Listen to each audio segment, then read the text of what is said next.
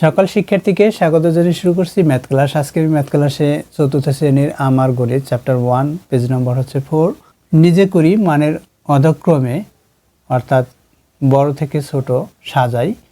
Academic ইয়ার হচ্ছে 2024। তাহলে দেখো এখানে পেজ নম্বর 4-এর নম্বর 1 বড় থেকে ছোট সাজাবো।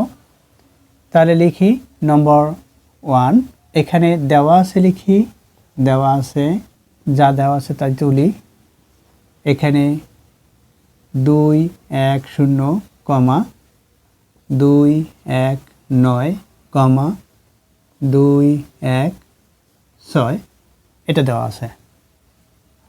দেখো এটা আমরা বড় থেকে ছোট সাজাবো, সুতরাং কিভাবে লিখতে হবে তার ব্যাখ্যা দিচ্ছি।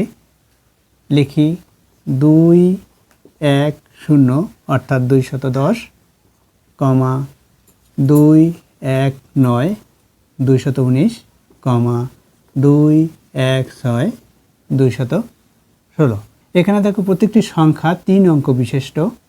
তাহলে আমরা লিখি একক, এটা হচ্ছে দশক, বাম দিক থেকে এটা লিখতে হয় একক দশক শতক হাজার এভাবে করে, এটা হচ্ছে শতক। এখানেও লিখি একক দশক শতক একক, তদ্রূপ এখানেও লিখি একক দশক শতক। দেখো প্রত্যেকটি সংখ্যা হচ্ছে 3 অঙ্ক বিশিষ্ট। এখানে শতক অঙ্ক প্রত্যেকটিতে সমান। এখানে দেখো 2, এখানেও 2, এখানেও 2, প্রত্যেকটি সংখ্যায় শতক অঙ্ক সমান। এরপর দশকের দিকে তাকাও, দশক অঙ্কের দিকে তাকাও, দশক অঙ্ক এখানে 1, এখানেও 1, এখানে 1, অর্থাৎ শতক এবং দশক প্রত্যেকটি সংখ্যায় শতক অঙ্ক এবং দশক অঙ্ক একই। এখন আমরা একক অঙ্কর দিকে তাকাবো। একক অঙ্ক কোন সংখ্যাটিতে ছোট আছে সেটি প্রথমে হবে।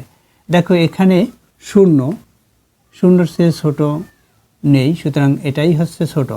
তাহলে এটা আমাদের প্রথমে লিখতে হবে। এখানে দেখো বড় থেকে ছোট লিখতে বলেছে, সুতরাং এটা হচ্ছে ছোট, অর্থাৎ এটা নম্বর 3 হবে, যেহেতু 3টি সংখ্যা একটা 3 নম্বর দিলাম। এরপর এখানে দেখো এখানে 9, এখানে 6, তাহলে একক অঙ্ক এখানে 6, এখানে 9, অর্থাৎ এটার চেয়ে বড়। এখানে যেহেতু 0 আছে, এখানে 6 আছে, এটা 2 নম্বর দেই।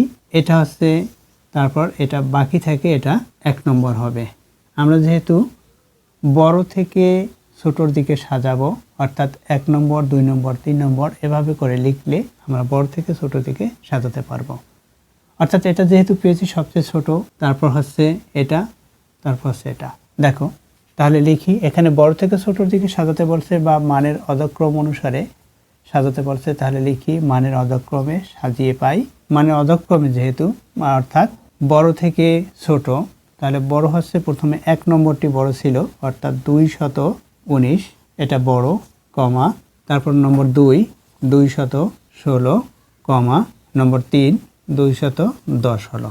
এটা কি আমরা মানের অধক্রমে অর্থাৎ বড় থেকে ছোটোর দিকে সাজিয়েছি, অতএব চিহ্ন ব্যবহার করব, অর্থাৎ গ্রেটার দেন চিহ্ন হবে।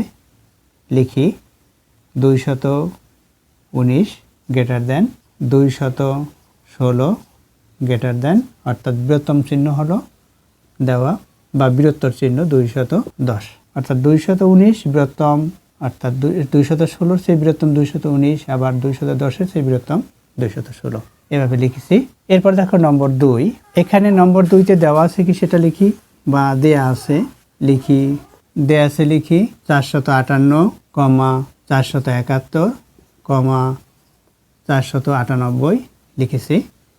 এখন বড় থেকে ছোট সাজিয়ে পাই, লিখি বড় থেকে ছোট সাজিয়ে পাই। দেখো বড় থেকে আমরা ছোট সাজাবো, তাহলে প্রথমে এই সংখ্যাগুলো লিখি।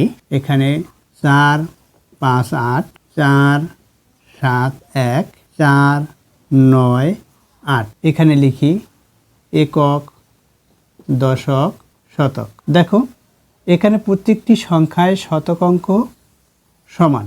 এরপর দশকের দিকে তাকাও, দশক অঙ্কর দিকে তাকাও। দশক অঙ্ক এটাই হচ্ছে ছোট, সবচেয়ে বড় হচ্ছে এটা। যেহেতু আমরা বড় থেকে ছোট সাজাবো, তাহলে বড় অঙ্কর দিকে তাকাও। দশক অঙ্ক কোনটি বড় আছে, এই 9 বড়, এরপর হচ্ছে 7, তারপর 5। তাহলে আমরা এখানে সাজিয়ে লিখতে পারবো কোনটি বড়, এটি বড়, অর্থাৎ এটা আমরা প্রথমে লিখতে পারি কত 498 কমা তারপর হচ্ছে এটি 471,458 এটা লিখেছি। এখন অতএব চিহ্ন দিয়ে এখানে আমরা গ্রেটার দেন চিহ্ন ব্যবহার করব। 498 গ্রেটার দেন 471 গ্রেটার দেন 458। এরপর দেখো নম্বর 3, দেওয়া আছে বা প্রদত্ত সংখ্যাগুলি বা সংখ্যাগুলো লিখি। প্রদত্ত সংখ্যাগুলো কি কি সেটা লিখি।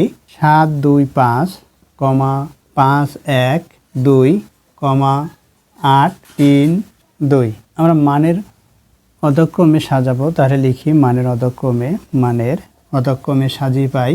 দেখো কিভাবে এগুলো লিখতে হবে। মানের অধক্রমে সাজিয়ে পাই, এখানে লিখি 725, 512, 512, এরপর 832। দেখো এখানে একক, দশক, শতক। আমরা এই একক, দশক, শতক এই দেখতে পাচ্ছি যে প্রত্যেকটি সংখ্যা 3 অঙ্ক বিশিষ্ট। এখানে শতক অঙ্ক সবচেয়ে বড় কোনটি? এখানে দেখো এই তিনটি সংখ্যার শতক অঙ্ক বড় হচ্ছে এটির। সুতরাং এটি প্রথমে হবে, যেহেতু মানের অধক্রমে সাজাবো অর্থাৎ বড় থেকে ছোটোর দিকে সাজিয়ে লিখব। তাহলে লিখি প্রথমে এই সংখ্যাটি, এখানে কত? 832, এরপর কোনটি? এখানে 8, এখানে দেখো 7, এরপর এটি হবে অর্থাৎ 725, এরপরে এটা 512, এটি বাকি থাকে অর্থাৎ এটা লেখা হলো প্রথমে, তারপর এটি, এরপর এটা বাকি থাকলো সেটা লিখলাম। এটা কি মানের অধক্রমে সাজিয়েছি। অতএব দিয়ে আমরা গ্রেটার দেন চিহ্ন ব্যবহার করব, অর্থাৎ 832 লিখলাম গ্রেটার দেন অর্থাৎ বৃহত্তম 725। 725 বৃহত্তম হচ্ছে এটা, তাই এটা লিখেছি। এরপর গ্রেটার দেন চিহ্ন 512। দেখো মানের অধক্রমে সাজিয়ে পেয়েছি, অর্থাৎ এই সংখ্যাগুলো পেলাম। আশা করি এটি বুঝতে পেরেছো কীভাবে লিখতে হবে। এতক্ষণ ম্যাথ ক্লাসের সাথে থাকার জন্য সকলকে ধন্যবাদ জানিয়ে আজকের মতো বিদায় নিচ্ছি।